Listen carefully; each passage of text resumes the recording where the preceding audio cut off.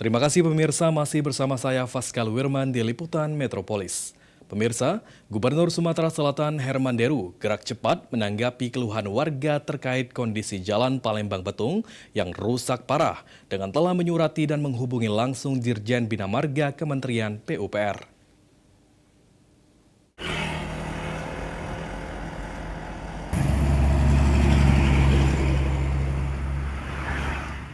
Kondisi Jalan Nasional Palembang Betung yang rusak parah menuai keluhan warga lantaran sering menyebabkan kecelakaan serta kemacetan. Merespon hal tersebut, Gubernur Sumatera Selatan Herman Deru bertindak cepat dengan menyurati dan menghubungi langsung pihak Dirjen Bina Marga Kementerian PUPR. Setelah disurati, ternyata anggaran untuk perbaikan jalan tersebut kecil. Sementara jalan yang mengalami kerusakan berupa bleeding aspal dan bergelombang sepanjang 14 km.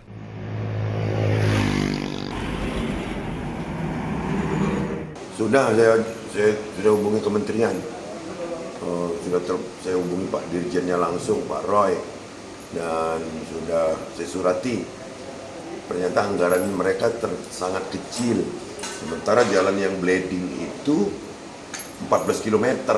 Kalau dijumlahkan, itu membuat kecelakaan begitu banyak dan perlambatan arus lalu lintas, semakin macet. Makanya hari ini rapat, boleh dicek sama Kepala Balai Jalan ya. Siang ini dijadwalkan rapat, saya dapat laporan dari orang kementerian. Ditambahkan Herman Deru, pemerintah Provinsi Sumatera Selatan tidak bisa bertindak langsung karena status jalan tersebut merupakan kewenangan pusat. Meski begitu, pemerintah Provinsi Sumatera Selatan mendorong Kementerian PUPR untuk melakukan perbaikan secepatnya demi keselamatan dan aktivitas masyarakat.